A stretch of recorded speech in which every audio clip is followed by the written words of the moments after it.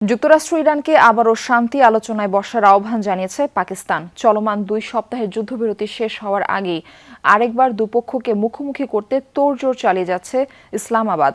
গেল শনিবার শান্তি আলোচনা ভেস্তে গেলেও কূটনৈতিক যোগাযোগ চালিয়ে যাওয়ার ইঙ্গিত দিয়েছে দুই দেশ। মধ্যপ্রাচ্যে শান্তি ফেরাতে পাকিস্তান ছাড়াও তুরস্ক ও মিশর মধ্যস্থতার চেষ্টা চালিয়ে যাচ্ছে।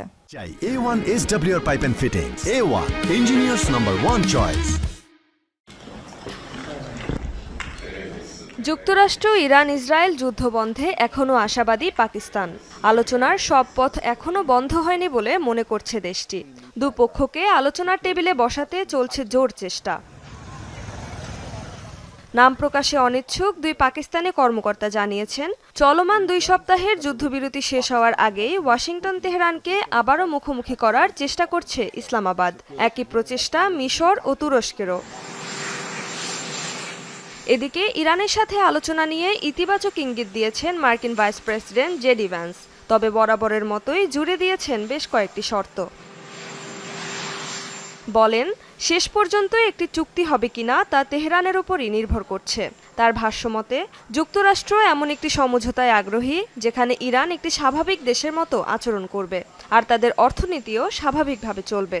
আর ইরানকে স্বাভাবিক অর্থনৈতিক কাঠামোয় ফিরতে হলে অবশ্যই পারমাণবিক অস্ত্র অর্জনের চেষ্টা থেকে সরে আসতে হবে। মার্কিন প্রেসিডেন্ট ইরানকে একটি স্বাভাবিক দেশের মতো দেখতে চান, যেখানে অর্থনীতি স্বাভাবিকভাবে চলবে এবং জনগণ উন্নতি করতে পারবে। তবে এজন্য তাদেরকে আগে পারমাণবিক অস্ত্র অর্জনের প্রচেষ্টা বন্ধ করতে হবে আর সরে আসতে হবে সন্ত্রাসবাদের পথ থেকেও।